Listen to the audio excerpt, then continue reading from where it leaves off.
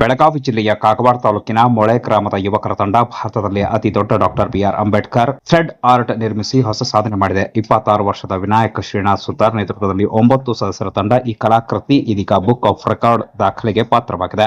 21x21 ಅಡಿ ಗಾತ್ರದ ಕಬ್ಬಿಣದ ಫ್ರೇಮ್ ಮೇಲೆ ಸುಮಾರು 40,000 ಮೀಟರ್ ಹತ್ತಿದಾರ ಬಳಸಿ ಈ ಬೃಹತ್ ಥ್ರೆಡ್ ಆರ್ಟ್ ನಿರ್ಮಿಸಲಾಗಿದೆ. ಸುಮಾರು 3 ದಿನಗಳ ಕಾಲ ನಿರಂತರವಾಗಿ ನಡೆದ ಕಾರ್ಯದಲ್ಲಿ 210 ಕೆಜಿ ಕಬ್ಬಿಣ, 300 ಸ್ಕ್ರೂಗಳು ಹಾಗೂ 48 ಮೀಟರ್ ಬಿಳಿ ಹತ್ತಿ ಬಟ್ಟೆ ಬಳಸಲಾಗಿದೆ. ಏಪ್ರಿಲ್ 13ರಂದು ಅಥಣಿಯ ಡಾಕ್ಟರ್ ಬಿಆರ್ ಅಂಬೇಡ್ಕರ್ ವೃತ್ತದಲ್ಲಿ ಈ ಕಲಾಕೃತಿಯನ್ನು ಸಾರ್ವಜನಿಕರ ಪ್ರದರ್ಶನಕ್ಕೆ ಇಡಲಾಗಿತ್ತು.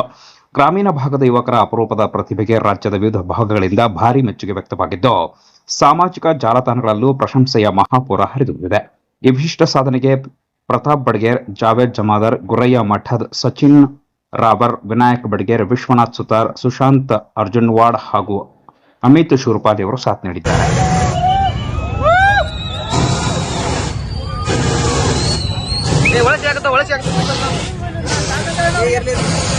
ಒಳಗೆ